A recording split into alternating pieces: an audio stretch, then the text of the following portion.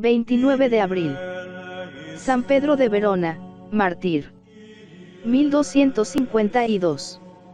No podemos comenzar la vida de San Pedro mártir con la frase que acuñaron los antiguos hagiógrafos, nacido de padres virtuosos y santos. Pedro nació en Verona en 1206 y sus padres fueron cátaros, los herejes que en la Edad Media renovaron las doctrinas de los maniqueos. En cambio, casi podríamos decir que nació predestinado para fraile dominico, según nos lo revelará la anécdota que más abajo referiremos. Porque los cátaros, que infestaban en los comienzos del siglo XIII el centro y norte de Italia, eran los mismos albigenses que ya Santo Domingo estaba combatiendo en el sur de Francia. Cómo surgieron estos herejes se ignora, pero conocemos su puritanismo, su desprendimiento de los bienes terrenos, su carácter belicoso, su espíritu de secta, su expansión por toda la cuenca mediterránea, que les hizo llegar hasta Constantinopla y tener iglesias en el cercano oriente. En los dominicos habrían de encontrar quienes a ellos redujeran con sus mismas armas, la pobreza y la polémica. En aquellos tiempos las gentes gustaban de las justas y los torneos. Batallas militares o luchas y escaramuzas intelectuales. Era de ver cómo se congregaban las muchedumbres en la Provenza o en el Languedoc, en la Toscana o en el Milanesado para asistir a aquellos torneos espirituales que eran las disputas religiosas. Santo Domingo aceptaba y aún provocaba el reto, y saltaba al palenque arremetiendo a los contrarios como un paladín que invocaba a su dama, la Virgen María, y se presentaba lisamente, sin boato ni ostentación mundanal, que tanto daño había hecho a otros controversistas, pues su riqueza contrastaba con la austeridad de los albigenses. San Pedro mártir, sí, nació predestinado para combatir a los nuevos maniqueos, los Patarini, como los llamaban en Italia. Su familia, aunque maniquea, no hallando maestro de su secta en Verona, consciente en que la educación del niño corra a cargo de un maestro católico. Progresa rápidamente en ciencia y en virtud, y tenemos la primera anécdota. Un tío de Pedro le encuentra en la calle al volver de sus lecciones, y le pregunta por la marcha de sus estudios. Él no titubea, de corrida dice el credo, en cuyo primer artículo está la refutación del maniqueísmo con la doctrina de un Dios creador absoluto de cielo y tierra. El tío insiste en que Dios no puede ser autor del mal, pero el pequeño polemista contesta con gracia y además cierra la discusión con unas frases terribles: quien no crea esta primera verdad de la fe no tendrá parte en la salvación eterna. El viejo hereje se emociona. Le gusta el desparpajo del sobrino, pero presiente también que de allí puede salir quien combata las creencias de su secta. Advierte de ello a su hermano, pero el padre de Pedro no hace demasiado caso, confiando en torcer más adelante estas primeras inclinaciones. Entretanto el niño ha crecido. Y la Universidad de Bolonia, allí cerca, goza del máximo prestigio. Pedro marcha lleno de ilusiones a la nueva ciudad. Gracias que, mediante la oración, el retiro y el trabajo, sabe sustraerse al ambiente frívolo de la vida estudiantil. Por aquella época había en Bolonia algo que le daba más fama que la propia universidad. Era Santo Domingo, anciano ya, rodeado de discípulos, con la aureola de fundador y martillo de herejes. Al convento de los predicadores vuela un día Pedro, doncel de 16 años. Pide, y al fin alcanza la gracia de recibir el hábito blanco de las propias manos de Santo Domingo. Sería una de sus postreras satisfacciones si su espíritu profético supo leer en la mirada candorosa del estudiante veronés la gloria que reservaba a su naciente orden. Pedro se aplicó con entusiasmo al estudio, a la oración y a la penitencia. Sobre todo a la penitencia, hasta caer enfermo. Hubo que moderar su fervor. Entonces se quedó con la oración y el estudio de las Escrituras. Allí, en las sagradas letras aprendía el espíritu de la sabiduría. Y, acabada su formación escolástica, recibe la ordenación sacerdotal y es nombrado, joven y fogoso, predicador contra los herejes. Bolonia, la Romaña, La Toscana y el milanesado conocen las andanzas apostólicas del fraile dominico. Logró convertir a sus propios padres. Lo ignoramos. Lo cierto es que resultó verdad la predicción del tío. Pedro era el martillo de los cátaros. Pero no todo habría de ser aureola de orador y gloria de polemista. La tribulación prensa las almas en el lague para purificarlas y acercarlas. Aquí fue la calumnia. Se le acusó de dar consejos imprudentes en el confesonario. A un joven que había dado una patada a su anciana madre, el santo le recordó el consejo evangélico. Si tu pie te sirve para pecar, córtatelo. Y el penitente, conmovido, lo tomó al pie de la letra y se cortó el pie.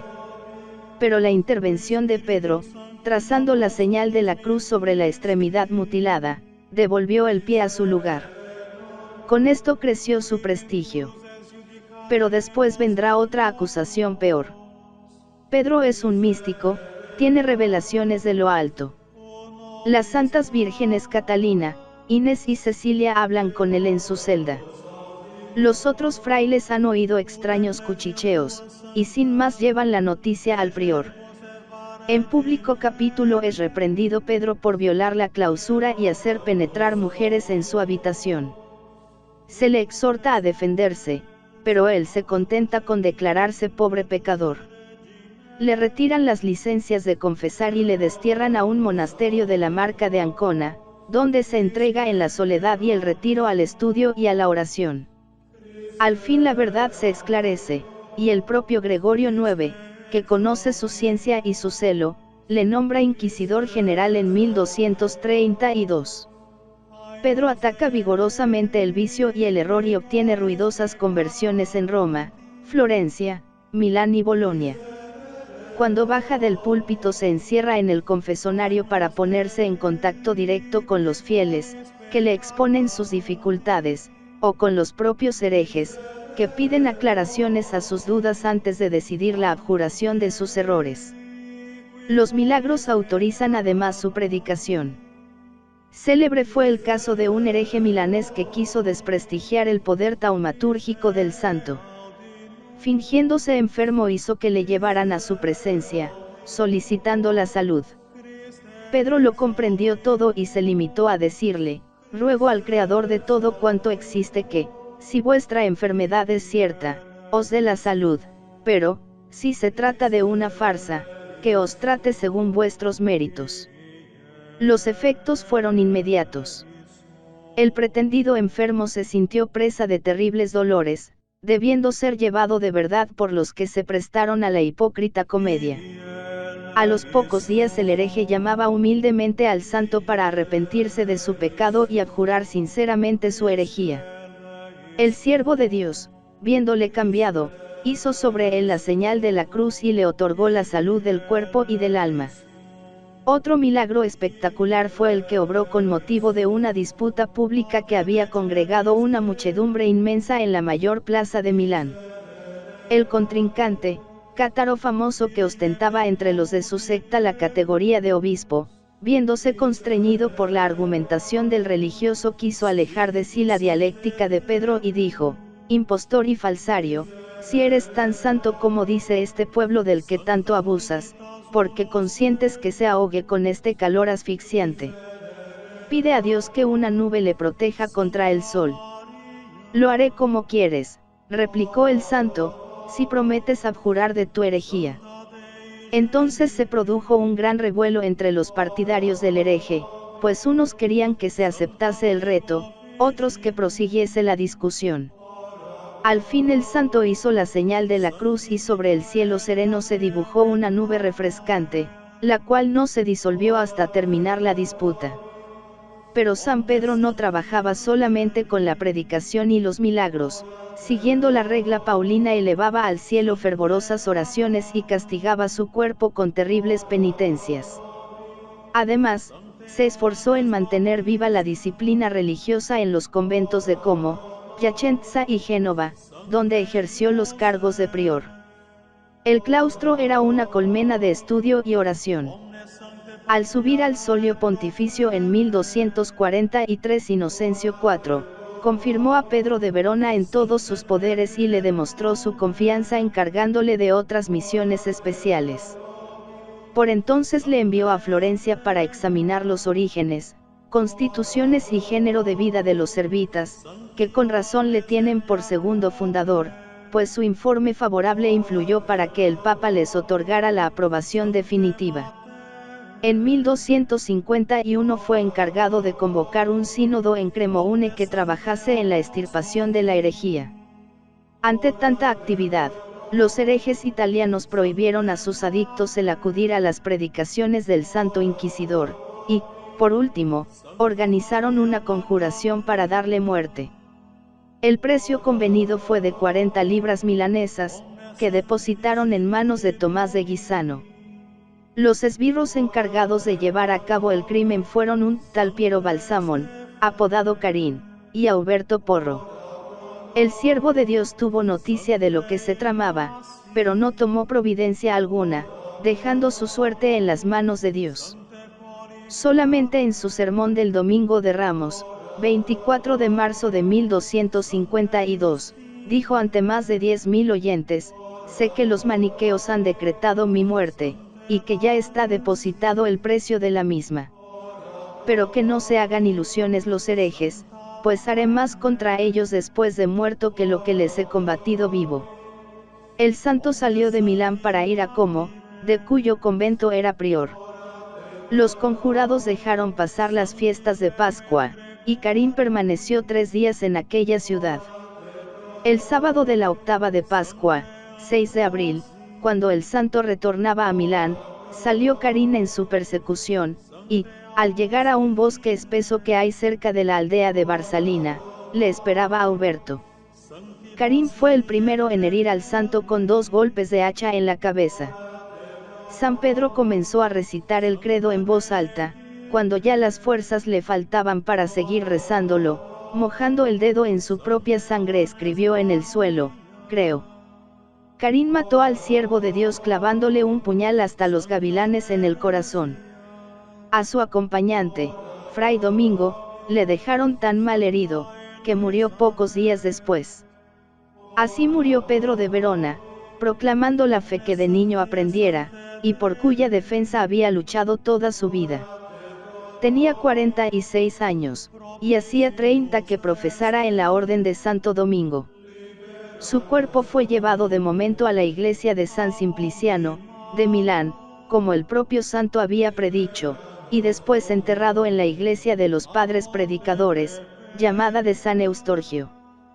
El asesino Carín, horrorizado de su crimen, abjuró de la herejía y tomó el hábito de hermano lego para hacer penitencia por el resto de su vida. Los milagros del santo fueron tantos y tan clamorosos que antes del año le canonizaba Inocencio IV, el día 25 de marzo de 1253. Su fiesta, por coincidir frecuentemente el 6 de abril con Pascua, fue retrasada al 29 del mismo mes, y Sisto V la extendió al calendario de la Iglesia Universal. Los dominicos honran a San Pedro de Verona como al protomártir de su orden, y los servitas le retienen por su segundo fundador. Es un santo muy popular en toda la Edad Media, sobre todo en el norte de Italia, y también en España, tierra de lucha con herejes, judaizantes y falsos cristianos. Este santo y San Pedro de Arbues son ejemplo de que los panfletistas que escriben contra la Inquisición no suelen mostrarse muy objetivos al exponer los hechos, porque solamente narran las víctimas de una sola parte. Desde luego los herejes no tenían el espíritu de resignación de los mártires cristianos, pues con frecuencia asesinaban a sus verdugos. El que esto escribe tiene la dicha de regentar una iglesia dedicada a San Pedro mártir. La residencia provincial de Toledo fue antaño convento de la Orden Dominicana. Para mí ha sido un gozo restaurar este grandioso templo y restaurar también la hermosa talla a la que otros herejes del siglo XX dieron segundo martirio, cuando la revolución marxista. Pero ahora paseamos todos los años en procesión al Santo de Verona, con su carita compungida, el hacha sobre la cabeza y el puñal en el corazón. Y le cantamos unas vísperas que da gloria oírlas para que no añore los tiempos de sus frailes y para que nos otorgue aquella fe robusta que le valió el martirio.